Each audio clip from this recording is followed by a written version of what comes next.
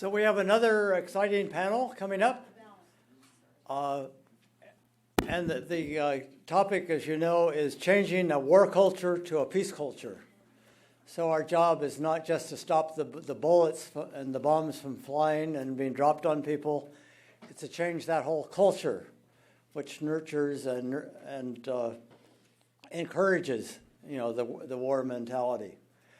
Our three presenters this afternoon are Michael McPhearson, John Deere, and Maria Santelli. I will introduce them one at a time. Each of them will have, I think, about 15 minutes, and then we'll have 15 minutes for questions and answers. I think we'll have Michael first. Michael is an amazing guy if you haven't met him. He's Executive Director of Veterans for Peace, where he oversees all the Veterans for Peace programs. He's co-chair of Don't Shoot Coalition, which grew out of the Ferguson killing of Michael Brown. He was for 4 years the director of United for Peace and Justice, a coalition of hundreds of peace and justice organizations around the country. He has launched the ReclaimTheDream.org website in an effort to change the discourse and ignite a new conversation about Dr. Martin Luther King's message and what it means to live in a just and peaceful communities. Michael, welcome.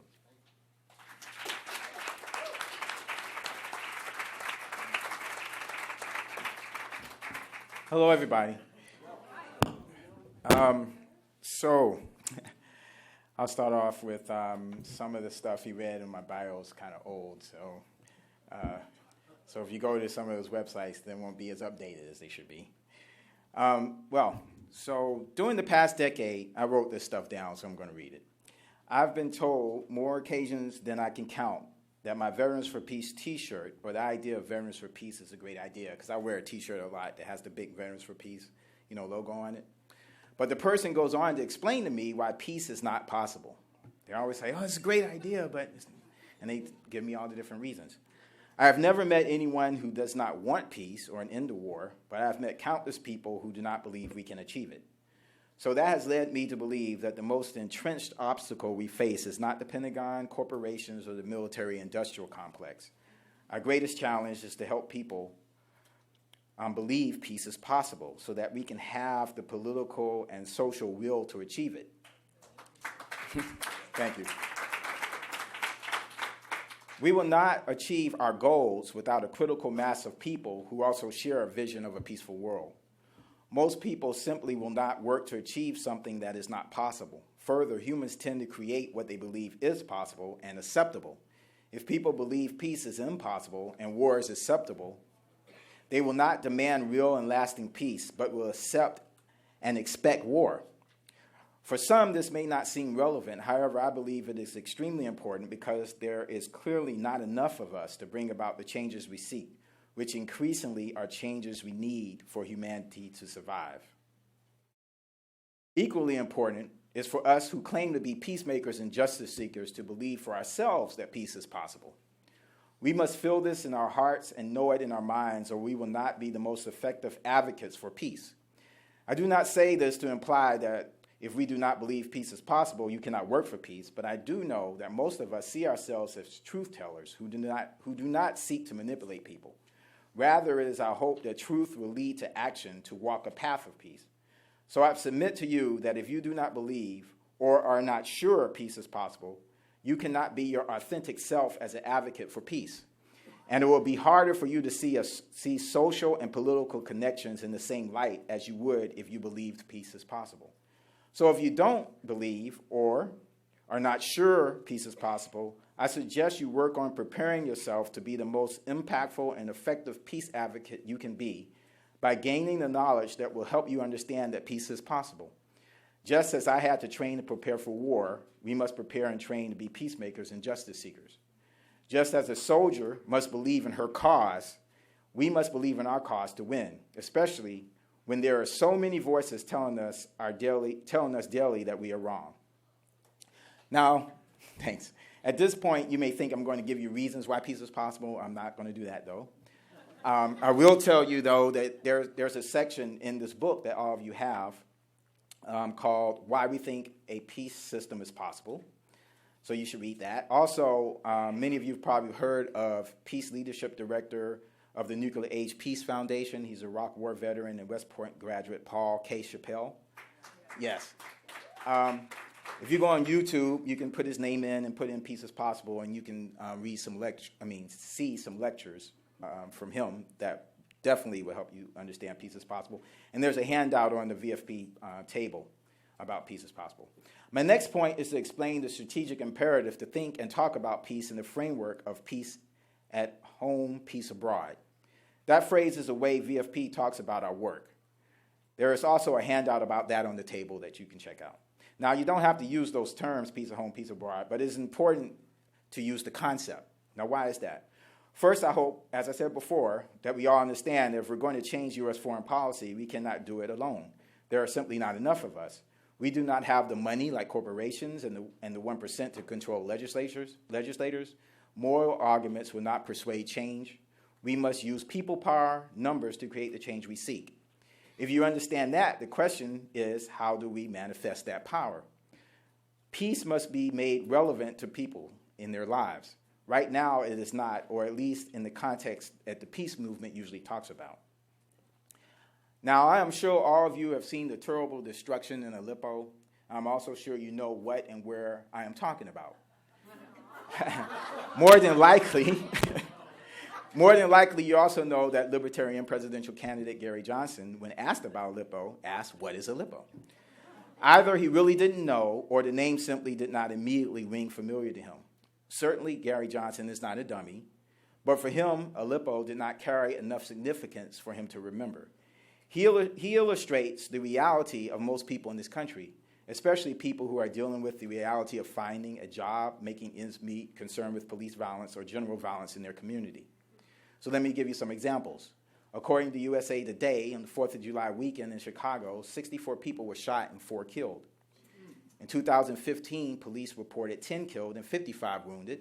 And in 2014, 16 were killed and 66 wounded. Right now in Charlotte, we have a rebellion in response to the police killing of Keith Lamont Scott. I was personally involved in the rebellion in response to the killing of Michael Brown Jr. Right now, police are searching for a man who shot and killed 5 people in a mall not far from Seattle.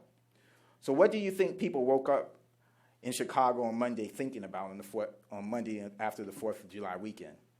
What do you think people are thinking about in Charlotte and Burlington, Washington today, or Ferguson in 2014? Of course, death is the most extreme example of why people may not pay attention or take action about U.S. foreign policy, but there are a host of survival issues that grab people's attention and drain their energy so that they have no choice but to resist what seems to be, to them, of the highest priority. So for pragmatic reasons, the peace movement must find ways to enlist more people to see peace as relevant in their lives. But that is not all. Peace at home, peace abroad is the correct framing because there are inextricable links between U.S. foreign policy and domestic policy. It reflects a positive, proactive answer to a reality of war at home, war abroad. And while we have been trained to talk about foreign and domestic policies as if they are separate, I assure you the powers that be do not. Dr. Martin Luther King Jr. outlined for us the intertwined relationship between poverty, or what I say greed as the motivating factor, war and racism. I would add patriarchy and climate change, although climate change might be the direct result of patriarchy and greed, but that's a whole nother discussion. When King addressed the April 15th, 1967 mobilization to end the Vietnam War in New York City, the bombs in Vietnam exploded home. They destroyed the hopes and possibilities of a decent America. He illustrated the waste of resources on war and opportunity costs for our nation and the world.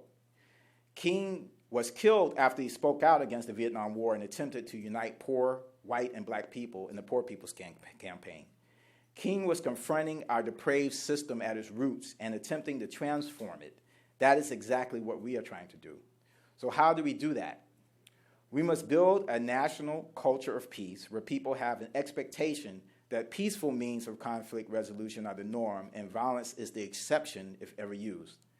This can only happen if people see means to achieve peace in their own communities so that peace has meaning in their lives. White activists in the peace movement must understand with their minds and hearts that my struggle as a black man seeking justice for my community is all of our struggles, especially since white privilege is a manifestation of white supremacy and helps hold in place U.S. imperialism, is central to U.S. global aggression and the oppression faced by people of color around the globe.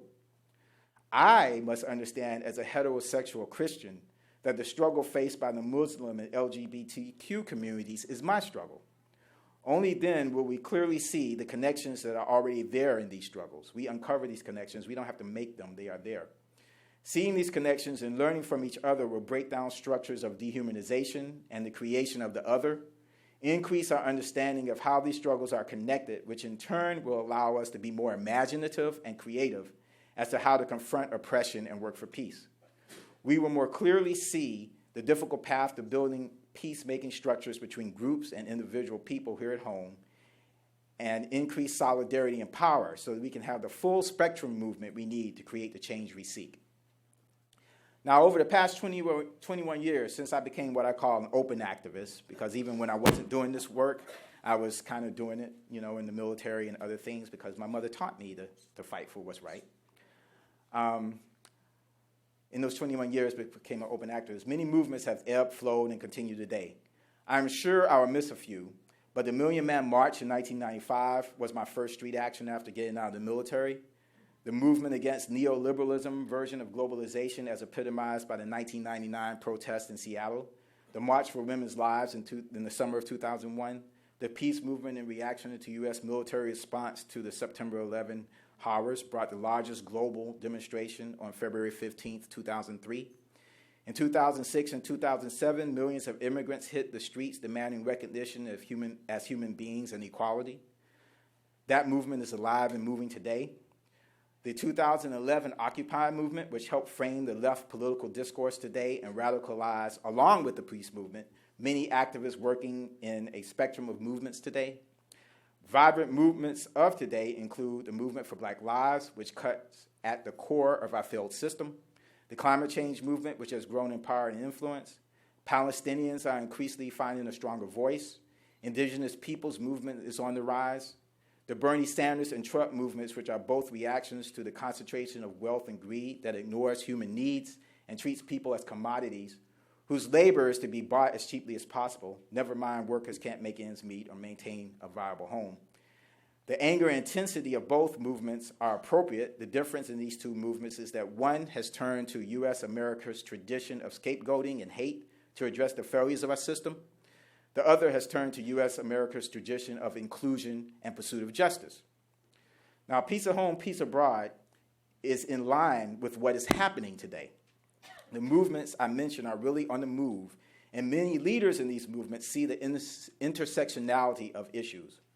When I think about where to go from here, I think in part we must look at the past. Today we find ourselves at war and in domestic turmoil. It could be 1956 or 1966, with more relative freedoms, iPads and Android phones. All the issues of the 60s, plus a few, confront us today. We should learn from the successes and failures of the movements of that time. One of the lessons we seem to be learning is that all the challenges before us are intertwined and that we must have a strategy that keeps this understanding in the forefront.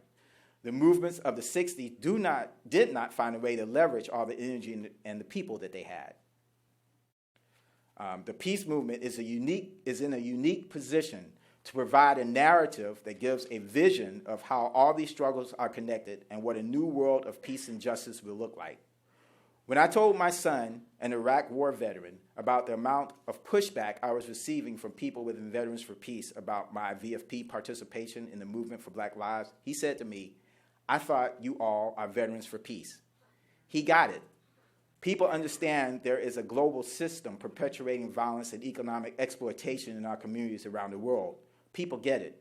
We have to get it and show people we do by supporting the struggles where we can bring the anti-war and global perspective. We have to show up with our minds and our bodies. We have to make peace relevant.